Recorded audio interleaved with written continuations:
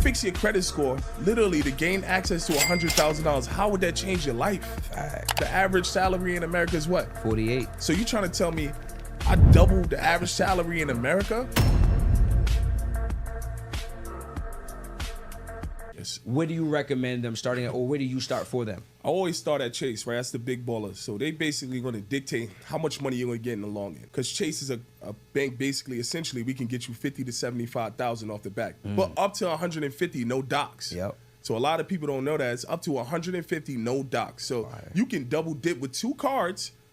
It used to be 1 inquiry. Now it's 2 inquiries. But you can double dip with 2 cards and essentially get up to $150,000. God damn. I always prefer guys to go to the Chase Inc. Unlimited card or the Chase Inc. Cash.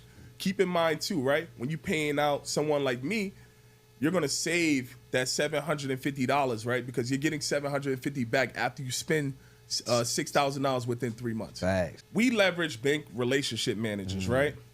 Like everybody, but I'm gonna give you guys a little bit more than what we just leverage, right? So we leverage bank relationship managers, and obviously it gives that second approval before it goes to underwriting to essentially get us a high limit. But if you go online and apply like the masses, guess what? You're gonna get 5 to 15,000, and guess what? You're gonna be mad with yourself, right? That's why you want to tap in to people like me who leverage relationships. But I want to go into how you can get a relationship manager. That's something everybody don't talk about. Hard. But we're gonna talk about it because again, right? Yeah. I like to look at myself. I leverage my corporate structure to be successful. I love it. One thing I like to do to gain access to relationship managers is use LinkedIn.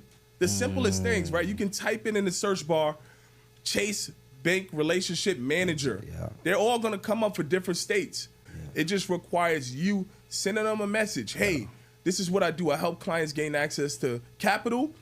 I think it'd be beneficial for me and you to work together. Here's what I can do for you. You know, the average person is selling their bank list, right? Yeah. You can build up a bank list and sell it. That's a business in itself. Facts. Hey, So- that's good. So let me ask you this before, because that was so good. You talk about banking relationship managers, finding them on LinkedIn, right? I know people want to know, okay, cool, I connect with a banking relationship. What are some questions that I should be asking that relationship manager to make sure that they're quality and that they can actually help my clients?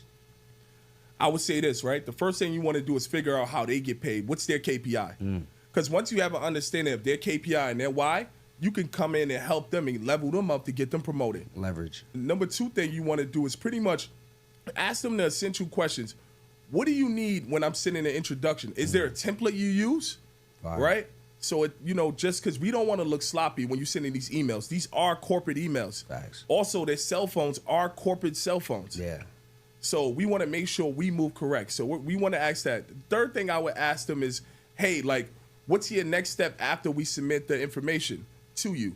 Are you going to jump on a virtual call with them? What specific questions do you have for the client? Because it preps you to prep your client. Facts. You don't want your client going in there like, hey, how much money are you looking for? I just want the maximum amount of money I can get. That's not an answer, right? Because it's a DocuSign you're filling out. So you're essentially putting the amount of money.